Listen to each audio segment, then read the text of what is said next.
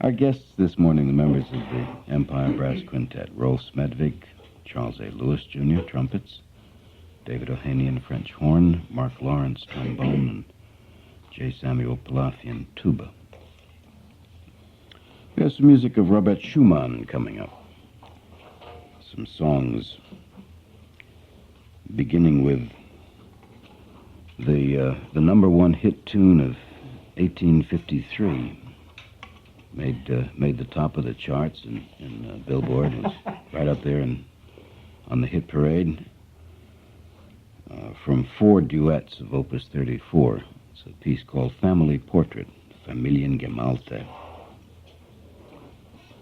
This arrangement was made by the Stratton Brothers, which was a company here in Boston. One of the brothers, John Stratton, was sent to Europe to learn how to arrange because there were so many brass bands here in the United States that they felt there would be a market. And since they were the biggest brass instrument makers in the country at the time, they felt that they needed to have the music and the instruments and they could corner the market. Mm-hmm. What happened was he came back and he arranged this piece, and this is an original arrangement for America's brass bands to play. What happened to the Stratton Brothers of Boston when they got a contract for the Union Army and the Confederate Army during the Civil War, and they became very, very wealthy by making every brass band instrument involved in that war, and every military band book was published by them. So they sold to both sides, too. They sold to the North and they sold to the South. So they couldn't lose. And they were here in Boston? Yep. Yeah, they went to New York later. It was before Henry Lee Higginson started the Boston Symphony, actually. Uh-huh. And at that time in our history, the brass band was going to be the classical music ensemble of the United States. And everybody thought it was going to be. Uh-huh.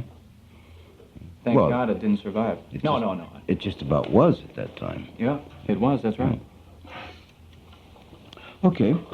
From the four duets, Opus 34 of Robert Schumann, we'll hear the number one hit song of 1853, Family Portrait.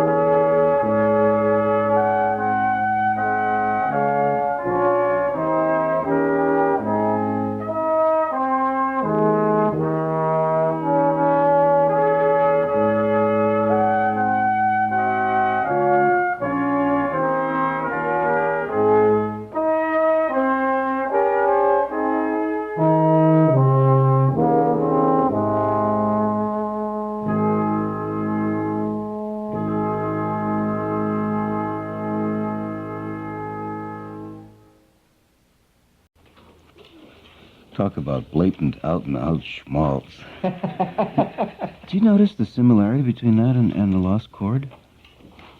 Yeah, that's true. Very true. And the Lost Chord would have to have followed the Schumann. Next time we're on your show, we'll play the Lost Chord for you. Okay. Maybe do them both back to back. But there's a remarkable similarity melodically to that and the Lost Chord. In fact, there were a couple of places where you were headed up the melodic line and then turned, and it was like it shouldn't have gone that way. It should have gone the way the Lost Chord went.